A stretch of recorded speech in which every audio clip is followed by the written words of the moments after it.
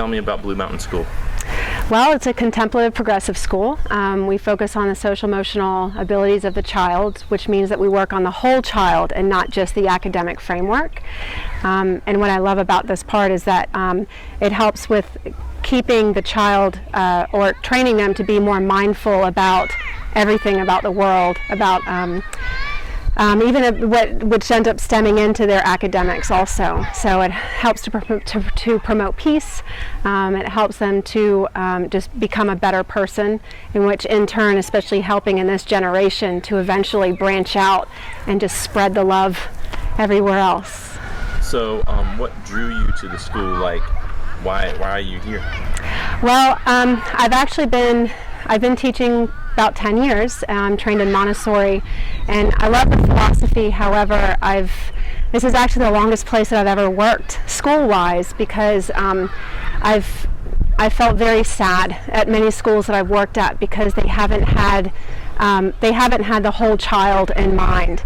And when I found this school, it was actually pulling into the drive. It just has a certain energy to it, a certain glow, and it pulled me in, and I feel like I'm meant to be here for that purpose. And so that's really what attracted me, and the freedom to be the teacher that I want to be, because I know that I'm a good teacher, and I know that my abilities can help the kids to learn and to be better people. So I feel valued, and that's very important to me. And at other schools, I haven't felt very valued. Talk about that autonomy, because so many teachers, especially in public schools right now, really feel like that autonomy is just rapidly disappearing.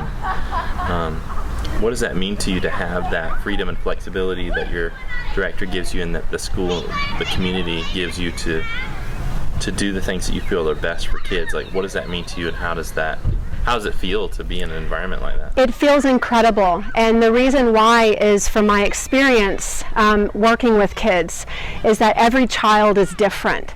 And many educational institutions, it's very cut and dry, it's very black and white.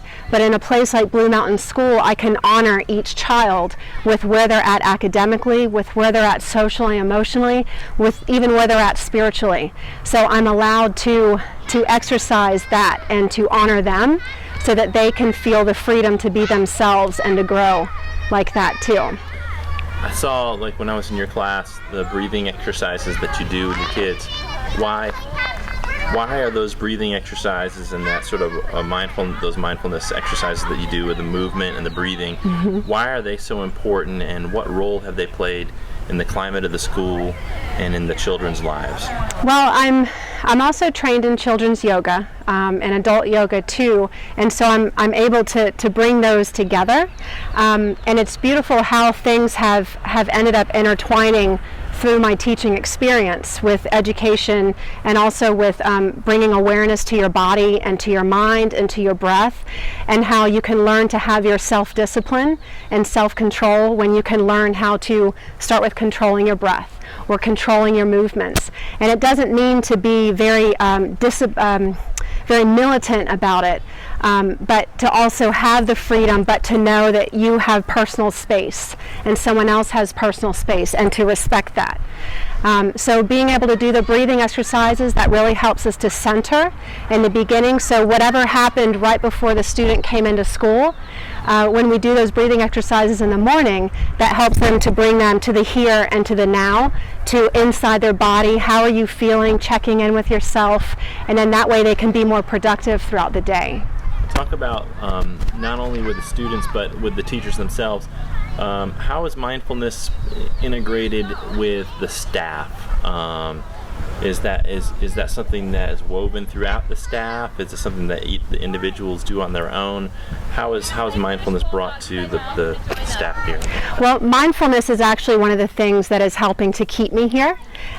personally, and is also one of the things that attracted me to here too.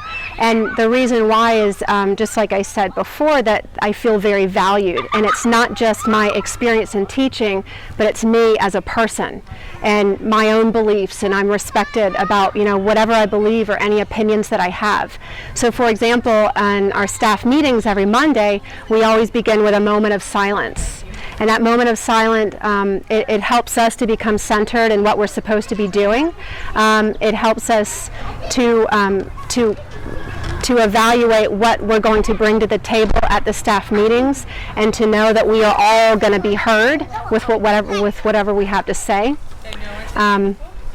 So it is bringing that mindfulness and knowing that whatever we are allowed to bring as a staff, we can also bring to the classroom.